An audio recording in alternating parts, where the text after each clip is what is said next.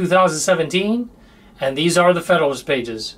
And welcome to the Federalist Pages number 25, where today we will be spending all of our time talking about the Las Vegas massacre. For those of you following us on our broadcasts on YouTube, welcome. We will be broadcasting at 10 a.m. and at 5 p.m. So if you catch us at 10 a.m., please encourage your friends to see us at 5 p.m. We'll also be doing a special release of the audio on the same time as the video, because the information that we're giving you today is so pressing and so important.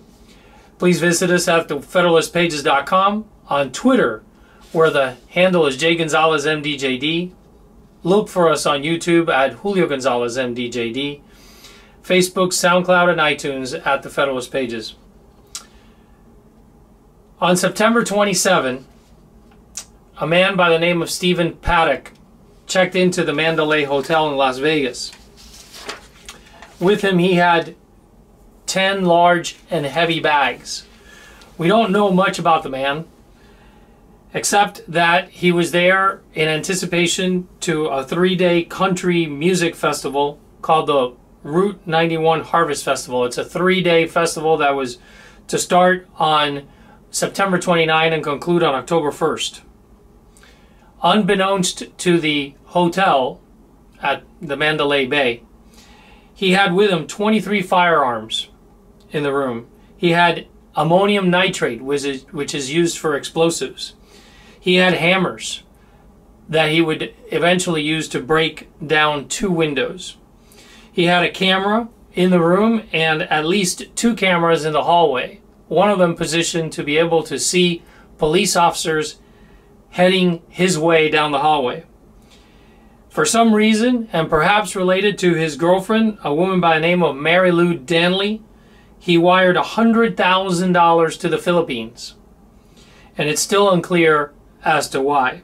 Interestingly, Mary Lou Danley, who was first noted as a person of interest, was in point of fact either in Japan or en route to the Philippines from Japan. It appears that at this time she is now in the Philippines.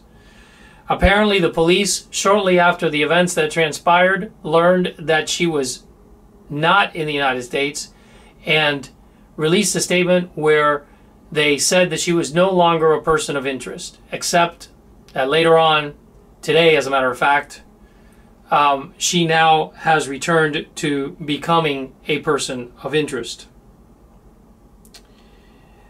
The individual, Mr. Paddock, set up essentially a oversight location where he could have a look at all the participants of the concert. The distance from his windows to the concert area was approximately 500 yards. He had with him not just firearms, but he had at least some of them were AR-15s, and he had rigged them in such a way so that they could work as automatic weapons. Normally AR-15s are semi-automatic weapons. I should mention here that federal statutes prohibits the sale of automatic weapons unless they were built before 1986, and in order to obtain any of these weapons, if you were to buy them, you would have to get a very difficult to obtain permit. So essentially obtaining automatic weapons would be a very difficult task for this Stephen Paddock. Somewhere in the evening of October 1st, the concert roared on. There were 30,000 people in attendance, approximately. It was an open-air concert in this big plaza, which was surrounded by very tall buildings, the hotel in question being one of them. At exactly 10:08 in the evening, the police received a call about firing, some gunshots being fired in the area. They responded very quickly. As you could imagine, it was very difficult if the shots are being fired from the 33rd floor of the Mandalay Hotel it was very difficult for either the participants or the police officers to even determine where the shots were coming from. At 10:08, they responded, and they began their quest to figure out where the shots were coming from. A group of police officers identified the gunshots as coming from the Mandalay Bay Hotel. They organized into an impromptu party and began going up the stairs, and I think they may have taken the elevators to get to the floor where the room was, where Mr. Paddock was busy showering the individuals at the concert with a melee of bullets that was essentially wreaking death and injury to everyone below. By approximately 10:19 p.m., there was a presence of the police around the area. Somewhere between 10 and 20 and 10:24, the police actually made it to the door. Now, I should mention that there was a security guard who made his way to the door and apparently was shot through the door by Paddock, and apparently was instrumental in leading the police to the area, to the room from which Mr. Paddock was firing. Mr. Paddock had spent approximately over $100,000 since June of 2017 purchasing weapons, purchasing equipment to essentially carry out this mission. The equipment, as previously mentioned, included cameras, it included guns, it included stands for the guns, it included thousands and thousands of rounds of weapon. It included scopes to be able to get a better look at his targets. Of course, we talked about the hammers, and yes, he did indeed use them to break the windows. The gunshot wounds essentially showered the people in the concert with bullets, eventually killing at least 59. The death toll is probably not complete yet, as there are many who are still fighting for their lives. And approximately 527 people were injured as a direct result of the bullets. This became the highest casualty rate for an American massacre in our history. And then we saw the responses. As the bullets were raining upon the people in the concert, we saw people rushing to save lives. We saw people using makeshift beds. We saw individuals scurrying others out of the line of fire. We heard of individuals who were shot as they were trying to save others. Some of them, including, I hear, an orthopedic surgeon, colleague of mine, was shot while he was trying to maneuver his wife out of the line of fire. There were so many stories of people responding that once again the mettle and the courage of the American character was demonstrated and shown through. By about 10:20 and 10:24, when the police officers reached the door, apparently there was some shooting that came from within the room, and I believe, to the best of my knowledge, that this was a separate event from that of the security guard, and then the room went silent.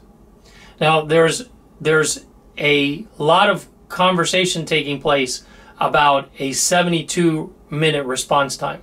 The 72-minute response time took place from 10:08, when the report for shots being fired were first reported to the police, to the time that the SWAT team was able to blow open the door. Interestingly though, that was not a time when there was an active shooter. Apparently, to the best of the police's estimates, there was active shooting going on to approximately 10:19, meaning that room went silent for the rest of the time. The police officers who had made the makeshift team to enter the room and neutralize the suspect essentially did their job the suspect committed suicide at the thought or at the impending reality of the police driving in, and so he stopped shooting. For the next hour, the room was not considered an active shooting location, and so therefore the SWAT team was able to secure the area and go in as safe a manner as possible. So even though people talk about the 72-minute response time, in point of fact, the response time for the police was a mere 9 minutes. The response time between the time that the shooter started firing and the time that the shooter finished firing was approximately 11 minutes. All that damage was done in 11 minutes of time. So, you know, we saw the responses. We saw some of the things that were really amazing to behold, acts of courage.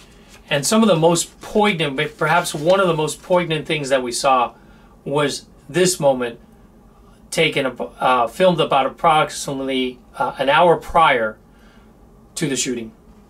Sing it now, say,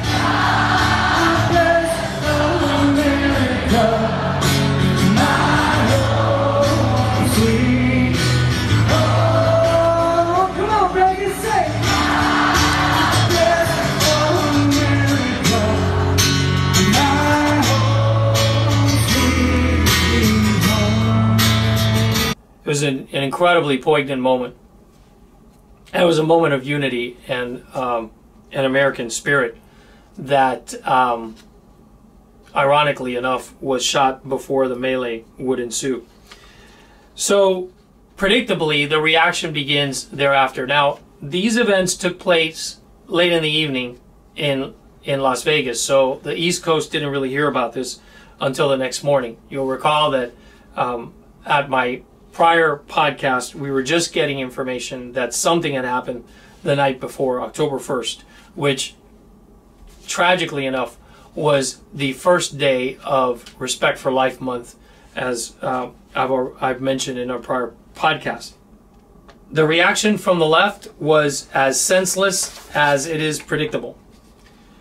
They immediately went on their usual tirade of opportunistic commentaries and calls for action before they have any information to be able to make any such commentary. For example, Hillary Clinton, by 10:03 in the morning on October 2nd, before we had any significant information about what had happened, we still don't have enough information to make a lot of conclusions, said by Twitter, quote, the crowd fled at the sound of gunshots. Imagine the deaths if the shooter had a silencer, which the NRA wants to make easier to get. Number one, she's ostracizing the NRA as if the NRA in any way had anything to bear with this man's derangement and evil. And second, she makes the ridiculously uneducated comment that the firearms of the nature that were used, apparently AR-15s, could in any way be effectively silenced by a silencer.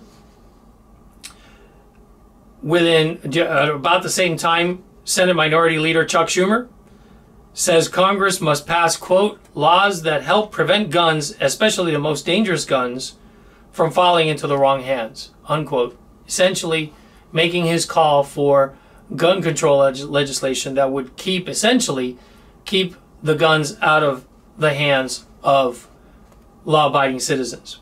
The fact was that there was no indication of any mental illness in the shooter. At least to this point, we have no indication at all that he had any mental illness, and there was no record. So whatever law Mr. Schumer was calling for Congress to have passed would essentially affect me and you, assuming that you and I are both sane. The American College of Physicians was not to be left behind. They irresponsibly call mass shootings a, quote, serious public health issue that needs to be addressed immediately by Congress, unquote.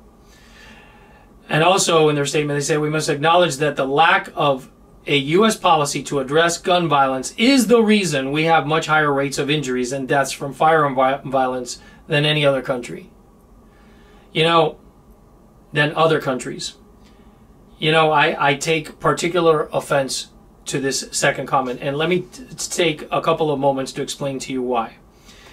The American Pediatric Association a few years ago put out a statement in their website where they called to ban all firearms as a public health agenda in the interest of protecting children. Sounds benign enough, except that pediatricians are not in the business of deciding what is appropriate gun control legislation. They're in the business of taking care of patients, of taking care of kids. And I understand the call to raise awareness and fully support the call to raise awareness of gun safety among children. But to call for the illegalization of firearms is 10 steps too far. What ended up happening here in Florida is that we essentially got a piece of legislation that would punish physicians for even asking the question of whether you own guns. It became a famous case that lovingly got called Docs v. Glocks, where the doctors went to full battle against the NRA. The doctors essentially put their First Amendment rights to ask questions about whether individuals held guns and what kind of safety precautions they took for their guns when taking care of their kids. They put it at risk because of their stupid assault on the Second Amendment. This is the same thing. This is an identical situation. And the American College of Physicians is taking an opportunistic approach to this situation. To call it a health issue, a public health issue that needs to be addressed immediately by Congress, will only set up the American College of Physicians for similar actions to be taken throughout the country by other states.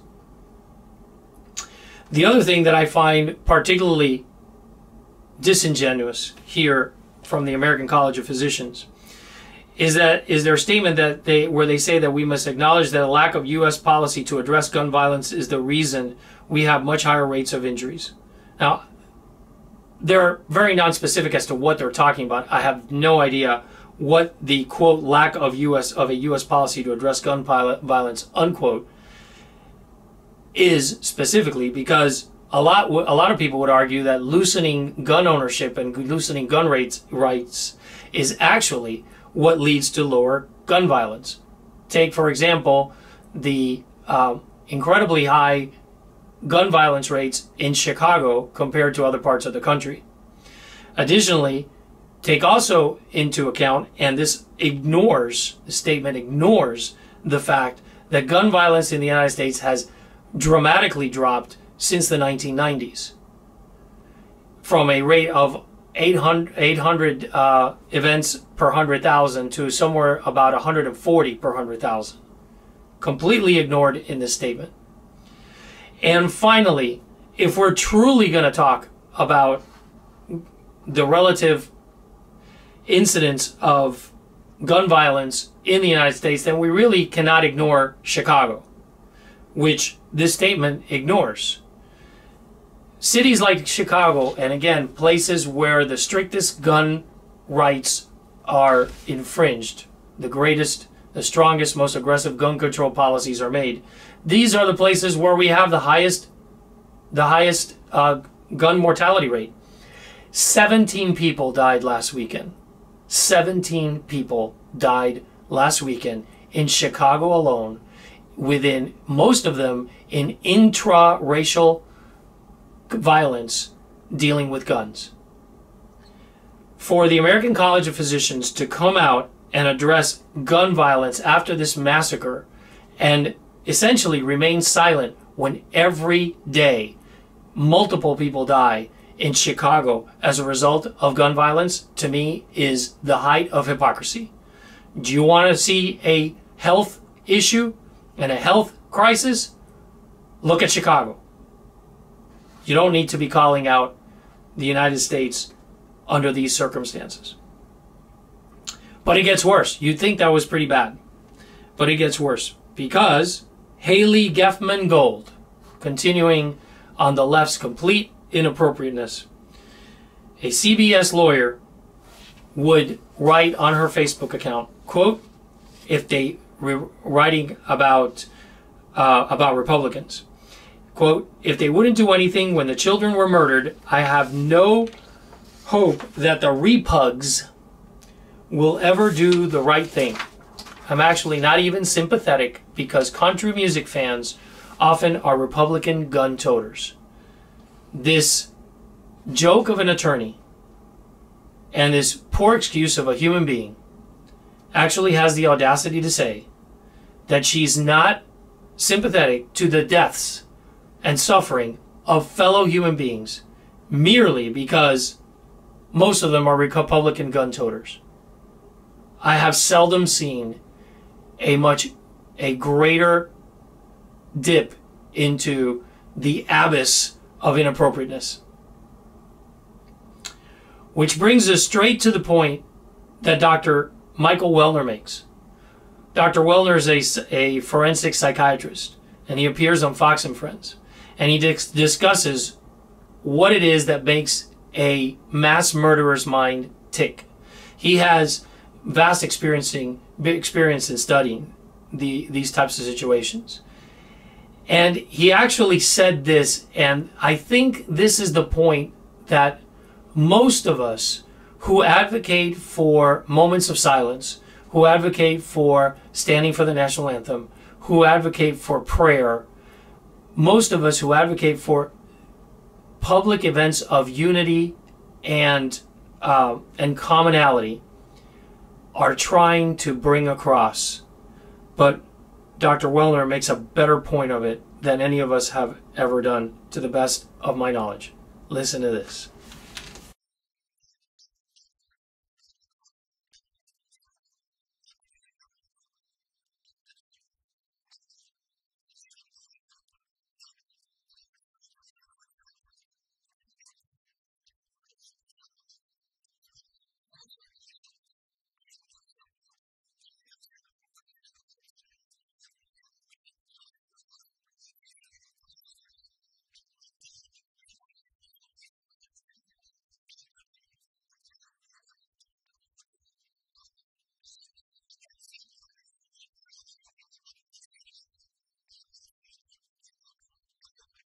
I think that's what I'm trying to say.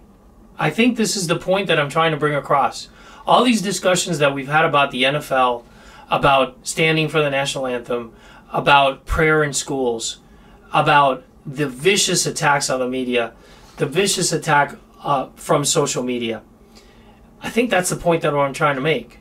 And that is that essentially by engaging in this behavior, in not engaging people on the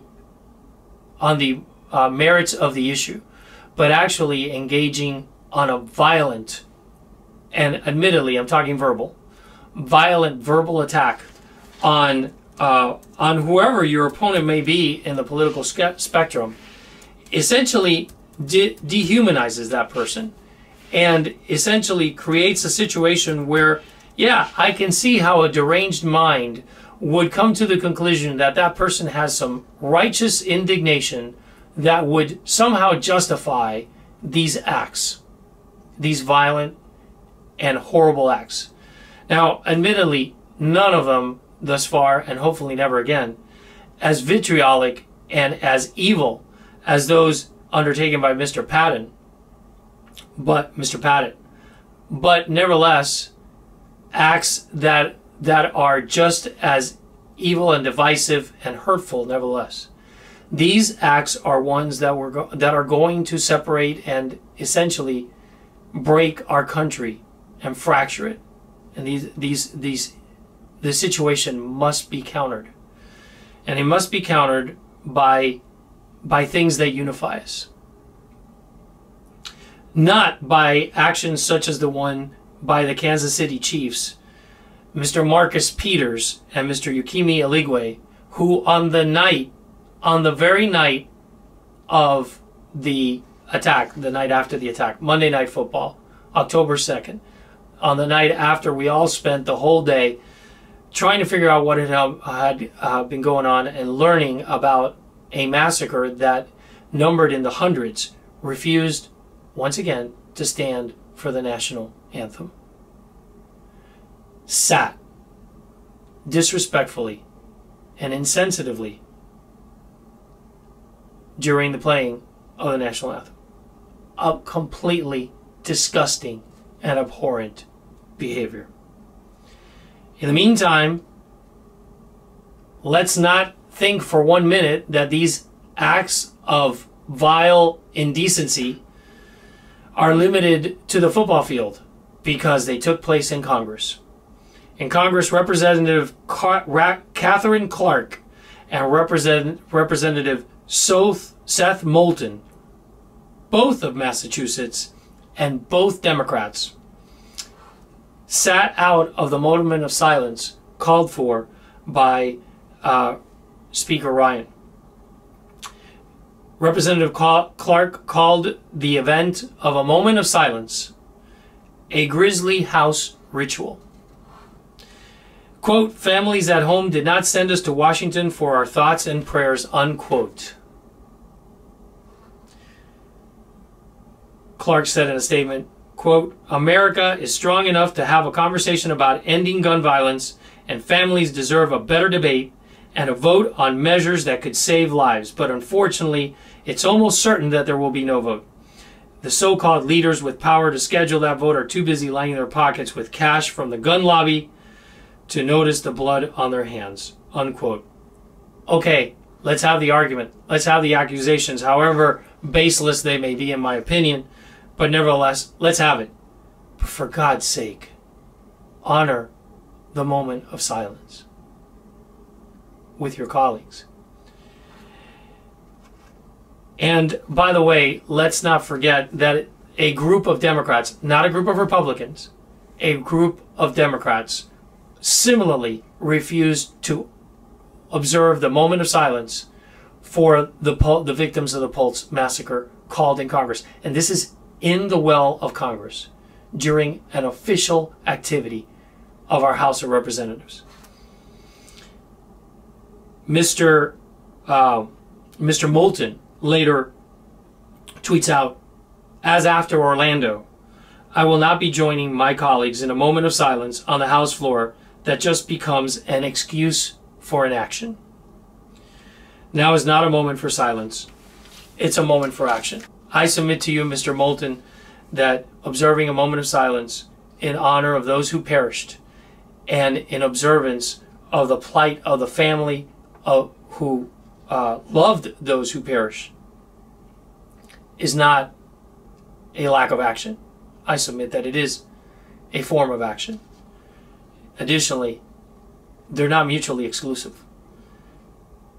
Taking action is not mutually excluded by a moment of silence. Your hypocrisy rings hollow. So as I look at these events and I review the events of the day, I find myself asking myself, what are the lessons? What is it for us to take out of this? Well, I can tell you that at this point, we have not gotten any lessons regarding what to do about gun control. It's too early. There's still information to be had. I am not convinced that this person was acting alone. I'm not convinced that he was not engaged in terroristic activities with known and organized terrorists. I don't know that. If he does, excuse me, if he did, then the conversation is completely different from one that deals with gun control alone. But there are other areas where I think we can take some lessons already. One, and once again, despite the deniers, I can honestly tell you that there is something called evil. And that when evil raises its ugly head, it causes incredible pain and incredible suffering. And that the only way to confront evil is to meet it head on.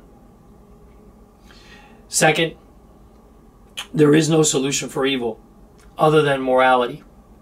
I'm reminded of Patrick Henry's assertion that I talked about when he had those debates in the 1780s with Jefferson and Madison, where he said in his bill that religion hath a natural tendency to correct the morals of men, restrain their vices, and preserve the peace of society. And this is the big problem that I believe is caused by the judicial interventions on the appropriate interpretation of our Constitution, by removing religion from every scope of American society, of public interaction.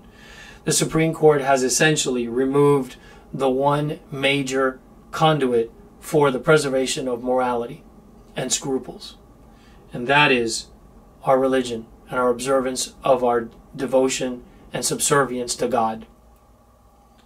So once again, a lesson that to me is old.